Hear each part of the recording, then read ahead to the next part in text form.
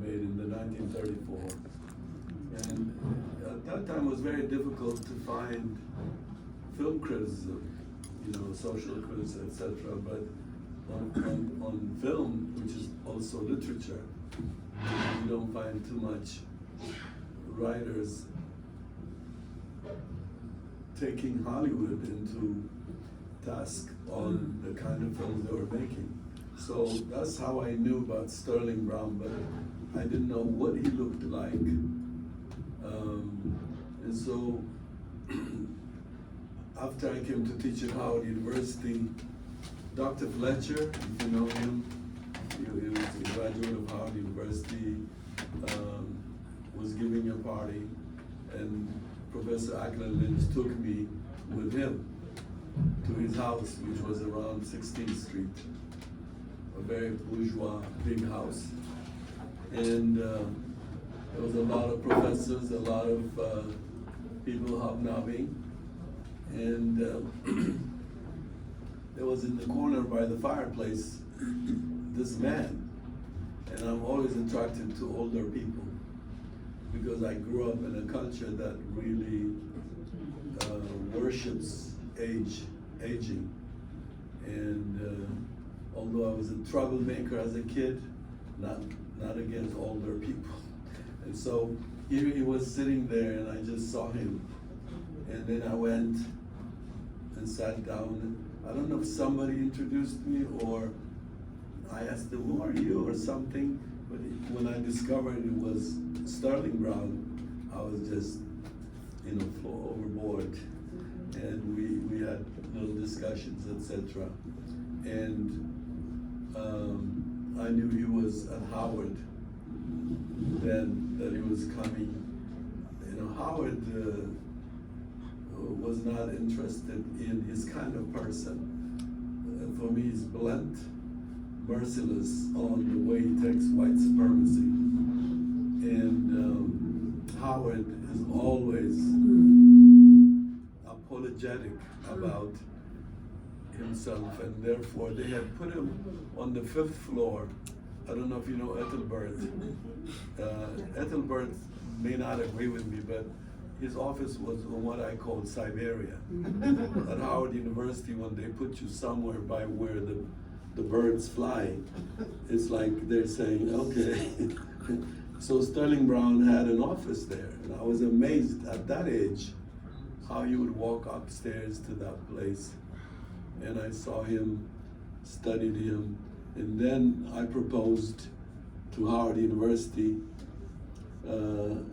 a documentary film idea called Around the Fire, basically documenting aging black people, initially from the Washington, D.C. area, Virginia, Maryland, but then going later through the coast all the way to Florida. I felt there would be an amazing story to just document all folks with a different approach, like with the Around the Fire approach. And the university was not interested. I said, I'll teach half-time and do this. Students learn better. This taught a lot of them. This brother here is donated by A.J. Fielder. You saw his name in the credit. He's a major art, installation art, the cameraman. He shot Judy Dash's Daughters of the Dust. And I hear I can get $50,000 for that to what is my film. That's how his value has gone up, the brother. And so for me, the university didn't go for it. Then I said, okay, I'll use my class and my own resources here and there, but class resources, using my students to learn filmmaking while they function in different departments, and including researching. For example, in his office, my students are supposed to collect African American professionals in the creative world, in the cultural analysis world, which is different, musicians, and then all they do is sit across from him, lower, on the floor, most of them, shooting names at him, Duke Ellington, and then he would jazz on Duke Ellington. And we throw, they would throw names like that, and we shot it in that vein. But it's basically, a film that the university was not interested. They were not interested in encouraging me. I was a filmmaker, basically. Okay, because you were far, sister, you come close. I'm kidding you. So anyway, that's how it started. And for me, we could have done so much. Also, I don't know if you've seen the Wilmington 10. It's a follow-up, basically, on the idea of hearing the elders rather than the young militants. I felt that's the story is the custodianship of, this history, resistance, especially within the African American or African community anywhere, from the elderly folks. That's very important. It reminds me of a series which, right on that same vein, I think it was called At the Foot of the Elders, which was organized, and a few elders, folks like Mother Taylor, and a few elders were able to be captured. That series needs to continue. It's very, very important that we do that. In particular, what would you say made Sterling Brown a really compelling subject? There would, I can't imagine the amount of time and effort between you and your students required to put this together, to, especially without the support of the university. What made him that compelling figure that you said this has to be, his story has to be told and propagated? Later on, I know after I made the film, I also learned more how this man is like, he's not even addressed in this film. You should read a book called The Indignant Generation. When I read that book, I realized how much I didn't know about him. And still I thought I researched a lot. So for me, it's resistance. I'm never attracted to black people anywhere, Africa, anywhere. If they don't have resistance spirit, I'm not interested in them. I'm interested always in this fire of resistance, because to me, that's what kept Africans live for me. The compromisers are in history documented because they're closer to the white supremacist paradigm. But to me, resistors are the lost. They could be lost if we don't document them. Yes. And resistance also is an important spiritual vitamin for young people. Young people, for me, should know that Nat Turner is a history maker. So they should know him as a history maker. They can critically look and study what they want, but the first thing they have to admit is that this person, is not a passive spectator of history. He interjected and grabbed history and created his own chapter. And this kind of black people are even very unpopular, especially with middle-class black people who feel threatened by resistors. More than white people. This is what I think black folks don't face, is that there is, to me, if there was no resistance threat, and by threat, if there was no black confusion and division, white is not an omnipotent power. The white supremacy, white power is not, you saw these Palestinians, what they did, literally from the sky, the ground, they just came from everywhere. Yes. And nobody talks about, you could disagree about the violence, killing. I don't like to kill people myself, but Hollywood, if it was Washington, what is the president of America, when he went after the British, George Washington. George Washington, when he went for, killing redcoats, Right. the Alamo, they glorify that, that incident.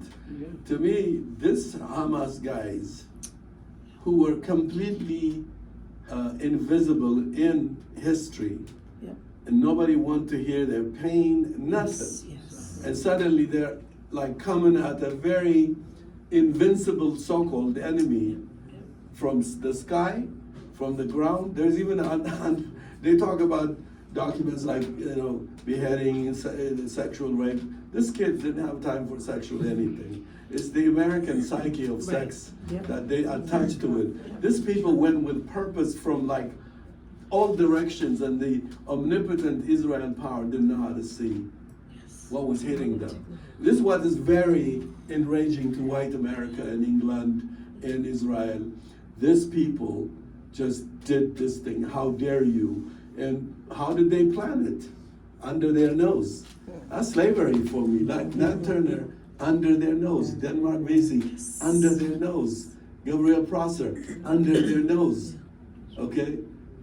It's unbelievable that, you know, that a very well-armed oppressors, the masters, have everything, every authority, every rifle, every gun, and there's black folks, maroons, in South Carolina, you know, the Steno Rebellion, under their nose, just this. George Jackson, I think, speaks about it. The dragon just suddenly rises up. And so, yeah, so for me, I think it scares us because we know deeply the things we have to do to be free, and so we are threatened by it. So at Howard, Sterling was like the resistance, the president don't like him, the professors don't like him, and when I was trying to investigate, I said, that's gonna be me next, because I don't submit to nothing. Right. So you become a threat, in my view. So for me, I'll tell you, in Black America, I'm from Ethiopia. I remain an Ethiopian citizen. I don't care for the American citizenship. But to be in Black America, I have this relationship, attachment, and it's not all with all. I'm sorry, it's not with everybody. It's not with their madness and craziness. It's the resisting Black people are, like the other day I saw this brother jump in the courthouse and landed on the judge. Oh, the judge. That to me is the Black folks I knew in Chicago when I first came, and I called irrational. They're crazy, I said. That brother reminded me my first introduction to brothers and sisters who are not from this optic, from this world. They just, how did he fly? They reached his target. And then white folks are merciless. They put them in a mask. They put our ancestors, when they came from Africa, rebelled, they put the same mask on him. So for me, this is what fascinates me about Black America. This is why I make films continually about the resistance of Black people in America. It's also a lesson Africans do not know. They should know more about these Black people here. What they did is untold. And what, you know, all of us from Africa are quick to judge Black Americans. We come from a scholarship or something and we judge quickly about this, that. But if we really know, to me, it's like you're dealing with the miracle of resistance if they're alive and walking. Absolutely. I was actually So just... Sterling is I'm telling you, how light-skinned he is. I don't know if you know, one time the militants invited to honor him, the Stokely Carmichaels. And he came with his sister, his wife, I think, all light-skinned folks. And then at the door, the rah-rah militant Black Howard folks says, no white people are around here. And then Sterling just stood there. And then when the Stokely group heard, the acknowledged Stokely, you know, the Baraka, they try to kill this. He's more Black than you, to get him in. And it's, to me, it's like his whole life is a challenge to Black people. His look is a challenge. His insistence is a challenge. You know, at Howard, he's just saying, no, we don't have to approximate white education. We have to find out what is ours, and that to me is very important in filmmaking. I have a few more questions, but I want to give the audience a chance. Does anybody have any questions? You can raise your hand and ask a question, otherwise I'll continue with my list. Anybody? Yeah, hey Bobby, just real quick. I know that Sterling Brown went to Dunbar, and I just wanted, can you speak to that experience at all? No, I'm not that, I don't know that part. All I know is his frame of mind, his ideology, and the way the thing he's talking about, for example, he's very respectful of John Hope Franklin. But you know how sometimes cultural historians are different. History historians is one thing. And often also we flood into political history, which is not history. The discipline of cultural analysis into not only the jazz, for example, oftentimes even, to like the brother they have in the Lincoln Center. Yeah, I was hoping he would see a film like Sterling, he'd hear him, because like he's in a hurry to say how much in jazz is the Irish, Celtic, etc. In a hurry to get white folks in. Yeah. There was one show I saw him with the brother from John Batiste from Louisiana, that's the brother, he said Africa 3 times. But this brother kept talking about these books that we all read and have passed, saying this is not about jazz. Jazz, for me, even not that well researched, is a very underground maroon origin. Until it surfaces into the public, into sight, like the Congo Square. Jazz is a very secretive organization, and it's not just music. So the origin, the King Oliver, the Louis Armstrong himself, they come out of maroon tradition, maroon runaways who went into, some of the jazz ones went into swamps in Louisiana and came out to play some kind of instrument. So people would like it to be kept as an entertaining, because Africans always entertain in spite of their dehumanization. They're always in a hurry to dance, etc., to the master, to please. It destroys all this. So for me, he is one of the people who understood. I myself feel very unread by a very serious writer in analyzing my work. We don't have people who, they are like a black critic, like the New York Times critic is not going to go to where I'm trying to go. Sankofa is not analyzed in the way it should be analyzed, because the analysis is all just from the school of promotion, tenure, escalate your class status, etc. So what we try in the film, the reading of the text, the visual text, the sound, the metaphor, the pace, rhythm, structure, nobody pays attention. A lot of black films are not well read. Even for us to grow as filmmakers, we need cultural historians honestly analyzing, where is this coming? I met yesterday students from Oregon.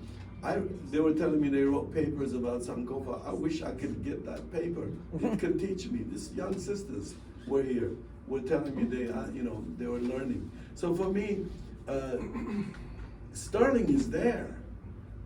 As a filmmaker, why did I locate him in my life? Because I felt he knows how to read cinema from literature. But if Richard Wright came from abroad, where he goes is first to Howard. And at Howard, when they come, James Baldwin came to see him. He went into his Siberia office and stayed with them, talking to him, because they know he knows how to analyze literature. And so for me, that alone is what makes sense, or makes me have an affinity towards his intellectual production.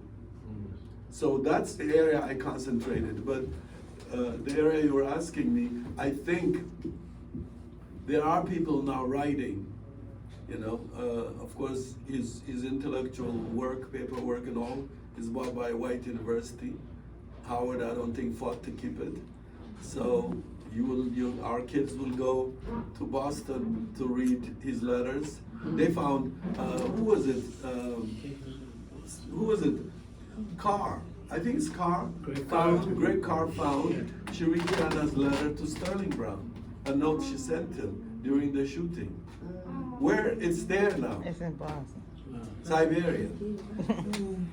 I have one. I just wanted to know what was his reaction to you suggesting to do the film, and what did he feel about you wanting to catalog or document his.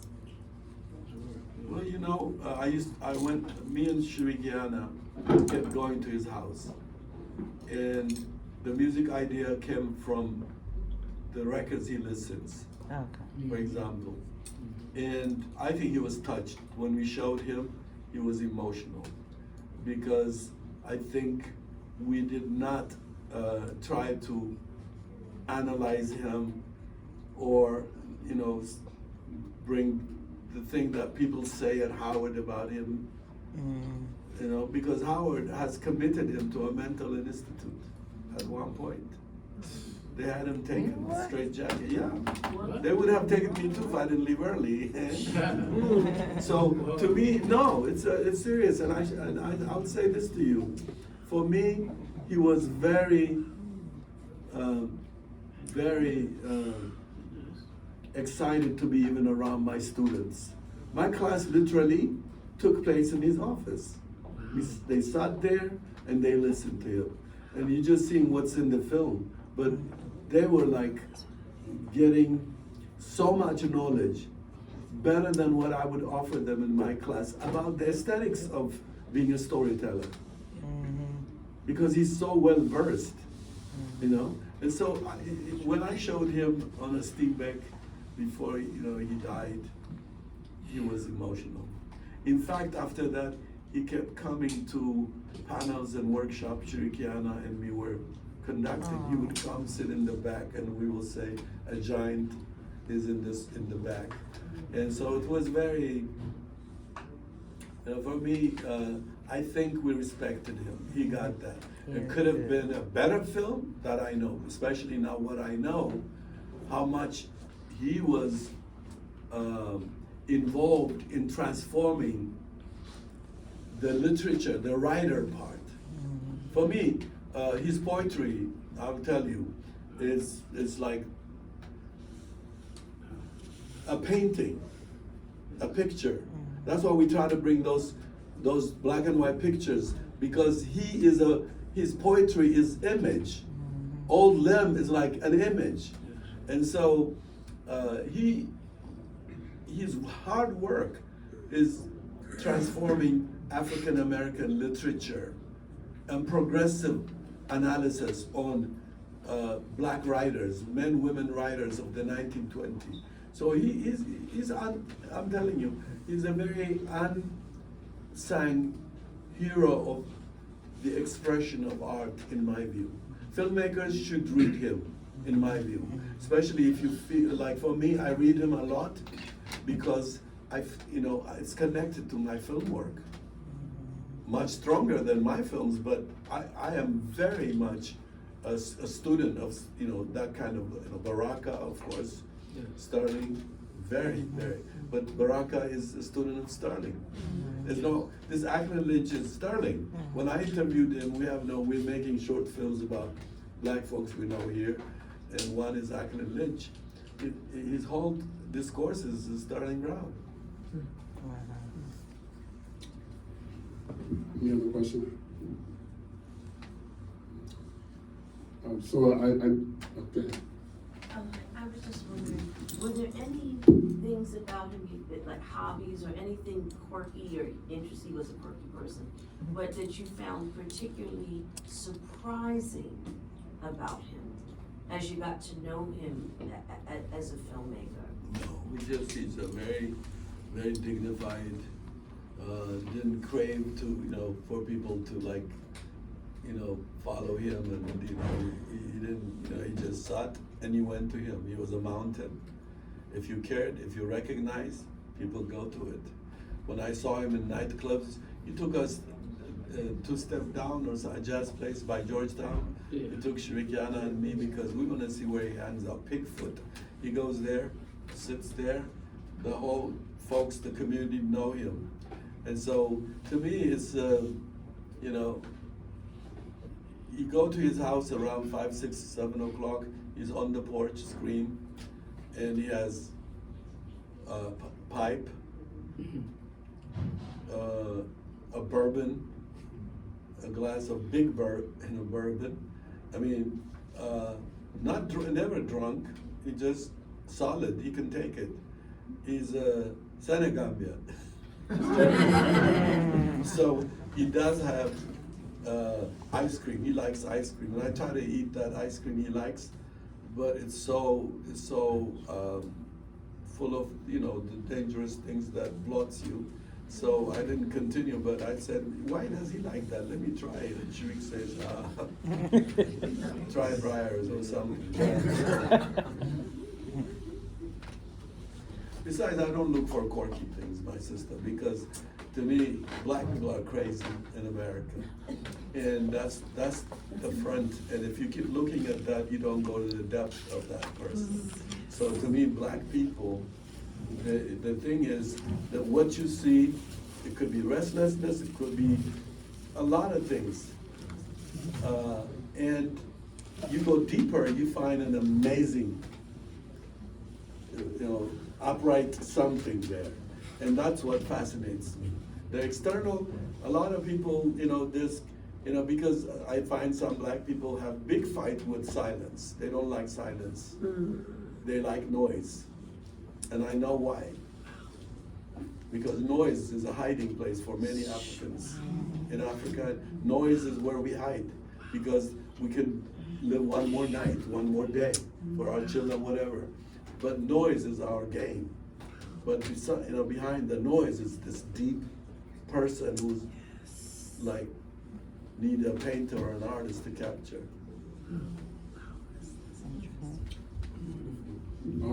I was thinking about a comment that he made, badly paraphrase it, where he said he's much more of a teacher than a poet. Minor poet. Minor poet, something along those lines. Yeah.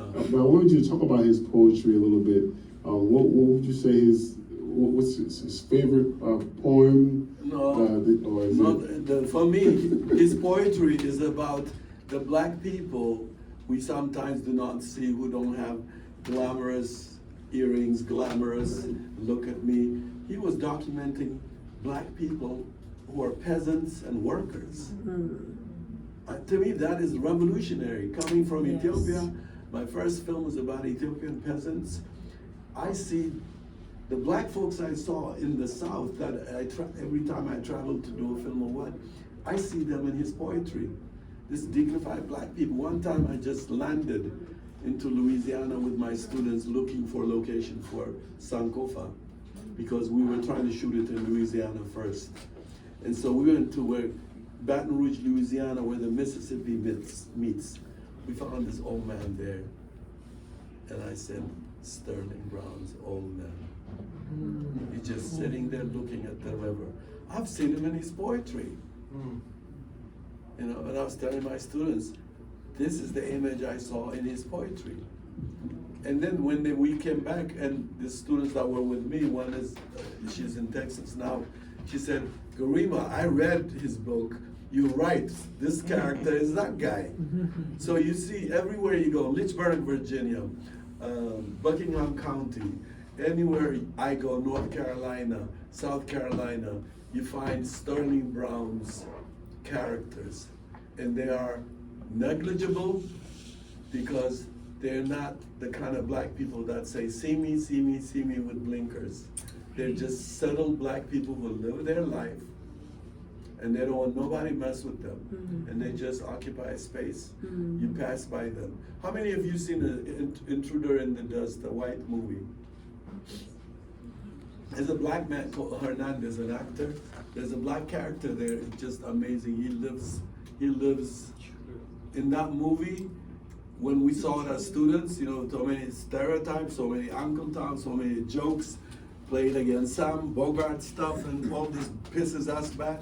This black man walks in the screen like he owns the world. And white folks don't see it.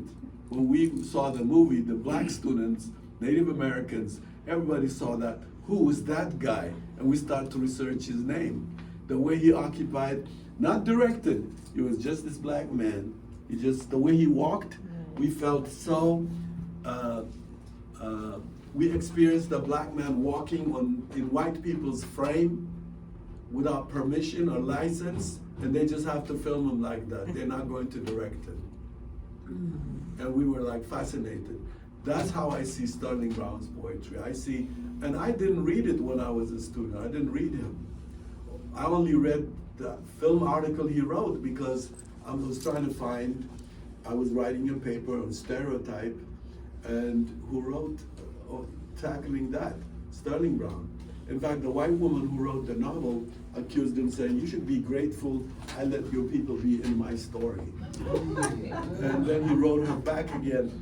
You know his language, I wouldn't paraphrase him. You heard him. He can come low and send a Japanese boomerang thing. So he got her back. I have the two articles. I used to give it to my students in blacks in film class. So I wanted to ask, what lessons did you take from this project? And I feel like I've heard you answer a similar question before, but I'm asking again. And how did the experience of making this film affect your projects that followed? Film projects that followed. What were some of the lessons you took from the experience of making this documentary? Well, it's not that successful. If you look at Sankofa, for example, in there, the enslaved Africans inside the sugarcane field staring at you is the closest I can come to capture something that I recognized in his poetry. But I would say it would be pretentious of me because he's deeper. I'm sorry, my brother, like I learned integrity, I learned uprightness from him, intellectual, very well read. When he was talking about my crime is I read books, to the neighborhood black kids, because they think it's unmanly to read books. And that's him.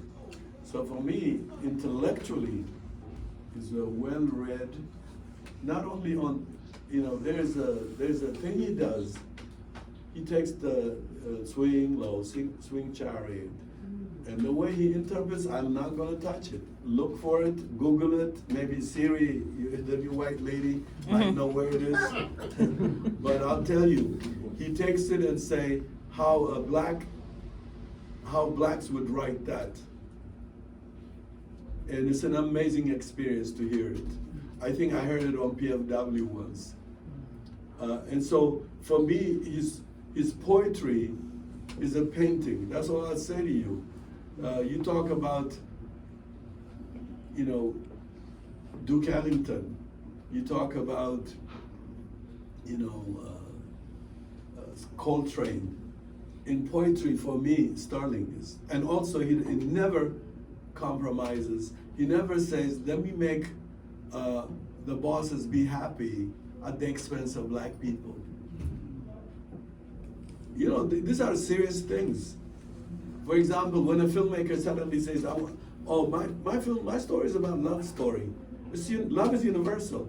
It's a person trying to appease white people to see his or her films, to read her or his books. No white people say that. Show me. White people write and they say, that's what I wrote. It's a hot potato for you to deal with it. But black folks always have to say, I want to make sure I didn't offend. These are silent interrogation in our heads. You know, when my students sit down to write, they'll just say, could it be on TV? The wrong question. How can you birth a story from you if you start saying, would it go in TV? Would they accept it? You know, to me, to secretly even entertain white people in the Matrix is very inhuman. It's what black people have always gymnastic. And that shortchanges even the magnitude of the literature. It's a whole lot of somersault. Isn't it at peace to just write, give birth what comes out? You know, I used to like argue with my students at Howard. They would say, white people, the most left-wing white filmmaker, wrote a script. All the Irish people in the story in New York, on the waterfront, if you've seen the movie, they all have names except a black man, one black man. In the script, he's called Large Negro. Everybody's John, traceable to Ireland or England. Everybody, except this brother. And his script, go check it, buy the script, the original script, and see, Large Negro. This is how Hollywood has always made movies, from Birth of a Nation all the way to even now. The code is still there. And so I tell black kids, I said, listen, why you identify your black character, black, Afro-American, brownie, whatever, you know, we're into. I just say, identify the alien that you're gonna have in your story. You don't identify your birth. You don't say, oh, I just had a black baby. You have a black baby, but you identify if you don't have a black baby. So in story, you can say Caucasian in script writing, a white Irish or a white Jewish or whatever. But to say the black character black is to doubt your birthing process. So my students, this is one thing I confront them. The minute they write, I say, stop here. Don't you know it's an organic birth? This story is an organic birth. Why do you have to say your grandmother is black? We know she's black when you say grandma and give her name. And then when you have a white chauffeur to come to drive her, call him driving Miss Daisy. That's a joke, bad joke, it doesn't translate well. So to me, I'm just, you know, that is so much shortchanged black literature. That's why we all like, you know, I'm very much interested in the film that was made on Fred Hampton. But Fred Hampton's movie is about the guy who betrayed him. Yeah. You'll never know nothing. I was in Chicago when Fred Hampton, I always regretted why I didn't know much about him. And then I want to know, why is such a, how did he become so brilliant? Would be my film. Absolutely. Stokely Carmichael, Kwame Ture, I want to know, why is he so brilliant? Why is he so intelligent? Where does he come from? Who's his mama? Who's his daddy? Where's the community he come from? You concentrate on that, not would white people accept it. That itself is the wrong foot of imagination. And so for me, Sterling is the best teacher of that. I don't know, I'm not putting down anybody, but I feel when I read Sterling Brown, there's no blues. Sterling Brown is like upright people. Ma Rainey, the film fails her. My wife and me said, we're not going to see it once they start to make up a black person. Instead of letting a black person just play her, they made up a whole lot of things of their idea of who she is. Okay? Like Idi Amin, a brother who's black is painted charcoal to play him, itself is a topsy-turvy. But it reflects about this new black people we have here. And so to me, these are like critical thinkings that I get from Sterling, that solid black people have lived, did not throw themselves beneath to make white people not see them as all that things people go through. He just writes a character. The character is as is. You know, and I just think he's one of the most revolutionary African American poets for me, because that's where I saw working black people in his poetry, peasants black people. In how many black people really talk about sharecroppers and black, you know, those black folks that really, like, when you think of the sharecropping planet, the kind of audacity black people, what we have is Sounder, where you have a black man, okay, coming out of the imagination of a white man, being instrumented through a black vehicle, enabling it. But what kind of black character is that? A black man who lived 2 kids, wife, lived that long, suddenly one night he can't stay without stealing your meat from the master? It's a very inhuman proposition. You show this in Algeria, you show this in another country, they just say, you're crazy. First, why did he miss? Ethiopians would ask you, for them 1 bullet, when they're killing Italians, why did you miss is the question. Why did he miss the first thing he was hunting? And let's say he missed. Why wouldn't it be a human confrontation with the white man who claimed, well, let's say he killed that, you know, that animal, rabbit, and then it jumped, or the white man, as usually they do, this is my land, you're a sharecropper, what is here is mine, and a fight starts with that human story, a human fight. But it's very inhuman to live in the, you know, to go into the chapter of sharecroppers as the first film about that period. And the character, you know, you see sharecroppers made food out of nothing. Sharecroppers knew how to even freeze vegetable. Shocking for me. How do you freeze vegetable? How do you know, I don't know how many, do you know black folks know how to freeze vegetable, not to go bad, on seasons, etc. I learned this traveling in the South. So to me, black people made food out of nothing. Gumbo, pre-gumbo, look at the pre-production before it becomes gumbo. What they have to put together, unputtable things together to live. Than beg, than steal. Okay? No, he has to steal. Where does it go? Early films by white Americans, like for example, The Nigger in the Woodpile, is about a black man who kept stealing wood from a white man who was like, you know, angry at this brother. You can't call him brother because white invention. He didn't he's just not, he's not a brother. He's like white people's imagination. And so he kept going to take woods. So the white smart master put dynamites, like the black man doesn't know dynamites, with the wood. And of course the stupid black man takes the dynamite as wood, puts it in his fireplace and blows up. And white audience would be like glorying for hours. This is the kind of spectacle movie Birth of a Nation comes from. The pre-films, if you notice, all the films made about black people were like this. Okay, so to me, you know, it's very, very important to really see the sharecropping black people were different kind of, because black people kept creating different breeds based on the struggle, communal, collective, different folks come into the orbit.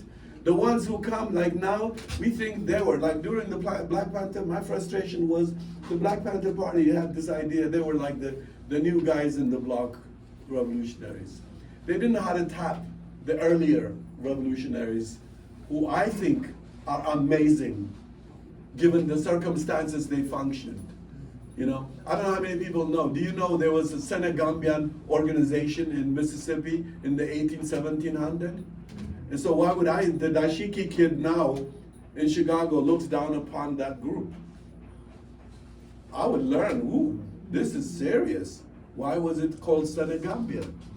And so to me, these are like amazing things. So the sharecropper story is untold story of black people who just said, okay, at this point, this is the kind of existence I'm gonna create. And they would not resort to stealing meat from the master. The master would want what they have and say, you owe me, this kind of, like cheating through store, through, grocery bill. When I did Ashes and Embers, I did a major research on black farmers. I used to go to Atlanta to the office, study. It was amazing. No movies ever made. I needed it for the grandmother's story in Ashes and Embers, but nobody cares about this solidified black people that unleashed the other black people that we know came as a result. And so for me, to make a story about sharecroppers in Sounders and make him steal meat, and throughout the movie, his brutalization is our diet, what do we feel after that? They have us, because, you see, when I did Sankofa, I didn't want to show white brutality. Because I always, at that time I said, black people were doing something crazy to make this white man do this, is how I go. I don't go, oh, he's a cruel white man. I know he's a plantation owner, I was a racist, but I said, what did the sister do? Resistance. When we just make them didn't do nothing, but the white guy just beat them to hell, that's a bad news for black kids. Black people will never get in trouble if they didn't do nothing. Those black people, they are in the story, they're around the painting with white people in the back of the family, the white folks, and there's a black person sticking. They didn't do nothing. That's why they're near there, that's why they're not flogged, that's why they're not out, that is the hand-me-down. But the black folks who did something are the ones, what did they do is the role of the artist, the poet. What did this person do against the establishment? To deny black people, that is cruel, in my view, in our stories. Because to me, it's to say they're not human. To me, black people from day one did not accept slavery. And this is not a mysterious story. The punishment testifies to that. The resistance testifies to that. And so in film, for me, a lot of young filmmakers should study Sterling Brown. His poetry. His poetry. I'm telling you, go, there's a, look there. You just see black people, standing up and painted, like a painter who said he goes into Mississippi or Alabama and starts to paint the black people, like the Gullah Geechees, for example. To me, that's a powerful orientation. For me, for my students picked up a lot from Sterling Brown. Immemorable knowledge, more than what they would get in regular class. Right. Thank you so much for all that you shared about your knowledge and interaction with Professor Brown and all that you have studied, having come from Ethiopia, and I've read some of, and heard some of what you had to say about not knowing anything about African American people and not sure if you trust us, but then, taking up the cause. And I think that one of the concerns that perhaps young artists have about how they present themselves and present their craft is fear of invisibility if they do not present themselves in a way that they are seen through the lens of white people. And the proof of it is all over the place. There are 20,000 African American kids out here running around, doing everything, and not in here listening to you, and don't know how it relates to their lives, and that their anger, how it can be catalyzed into resistance. They don't know who the enemy is. So how can we help African American, African Black artists to trust that there's a lens through which they can see themselves and present themselves that will be witnessed by, and consumed by those who need it most. Because, I mean, they're the descendants of sharecroppers. I'm a descendant of sharecroppers. And, how do we do that? Well, to me, I'll tell you one thing. The first thing I think those of us in this room should recognize is, over time, let's face it, our children now, as far as I'm concerned, are not of our, although we birthed them, I raised 6 kids, to me, we have to look at this sophisticated war waged against Africans, which is always in the back, back seat.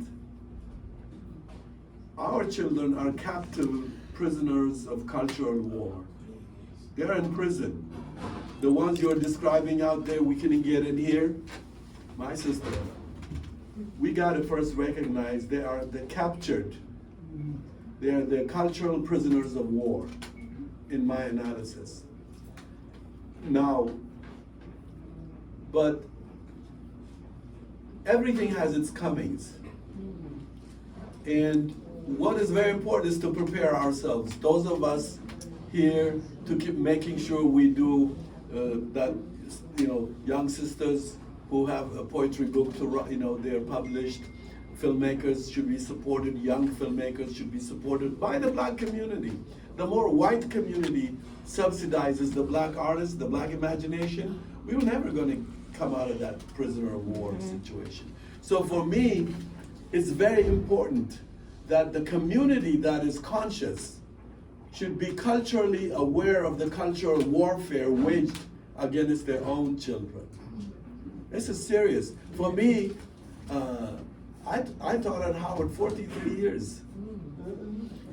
And the time I left Howard, sister, is when I saw, up to that, Howard never paid me what I was offered by, let's say, Berlin. I was offered to be a dean of a film school. I was at my young age. I have a brother who teaches at San Francisco State, and he says to me, how much are those Negroes paying you? I said, why? I'm sure they're paying you nothing. I said, that's not why I'm here at Howard. I said, I'm not like you, go every day to the school and see a sea of white kids lecturing them about cinema. I see a sea of Black kids. That's a vitamin nowhere would I get. And no money can exchange that. Howard never respected me, never paid me, never did I also expect, because if they did that to Sterling, who the hell am I? So for me, I didn't expect. The president of Howard University went to a radio show, Radio 1. They asked him about Sankova. I says, what is that? And then they said, Professor Gerima made a film. Who's that? What film? I don't know this film. Howard University president. This is when it reached the Washington Post, New York Times, by Black power, by Black community that put us on the map. So for me, I was never disillusioned. When I got to Howard, I knew where I came. I came to another African country and expected the bad, the good, and the ugly is in Black form. And I was very aware of the battle. My students that I earned were my partners, not the teachers. I'm not a single teacher friend there. All my friends are students. My students were my best partners in the creative process, debating, jazz record, back and forth, arguing, drinking tea in my office. And the teacher said, this is, it ruins protocol. Students should not be this close to a professor. A professor should not. I said, no. To me, they are my partners of growth. I grow because they are my real partners. But when I saw it dwindled, sister, I left. Even when the president wrote to, he said secretary to come, I said, I'm not his employee anymore. Why would I come? No, first she said, Professor Gerima, you're a professor and the president wants to see you. I said to her, you guys don't know I left. I filled form and left. Okay? So for me, why did I leave? The student body starts to change. That inquisitive kids that I can reciprocate stories. who was interested. She's from Detroit. She's interested about her grandmother. He's from Mississippi Delta. He's like the BB King of storytelling. Those are the people I have something in common to develop my scripts, to grow as a filmmaker. They were. When that student body mindset changed, Haile was gone. I'm in my editing room editing my movie. I'll live doing that. I'm doing a film on Maroons, Runaways. Why would I be at Howard? The administration is crazy. I wouldn't say it to the Washington Post every time they call me why I left. But I'll tell you, that school, I've given it 43 years of my best life. Okay? Fighting to give. You know, you love somebody, you have to fight to give them love. Howard is like that. It's a bad lover. Howard is like, please, Howard, I want to love you like hell, give you everything I've got. Okay? Sister, it is the roughest love story. I know. Because Howard is critical. No, Howard is critical. This is where black kids come. Yes. This is the battleground. Yes. So I came for a reason to Howard. But Howard is a very, very dangerous girlfriend. About Howard and about those who are almost lost to oblivion is that Howard and the other HBCUs were very much involved with supporting Ethiopia in its war against Mussolini, sending supplies, money, the schools of medicine and dentistry and others sent resources. Hundreds, if not thousands, of African American men volunteered to fight.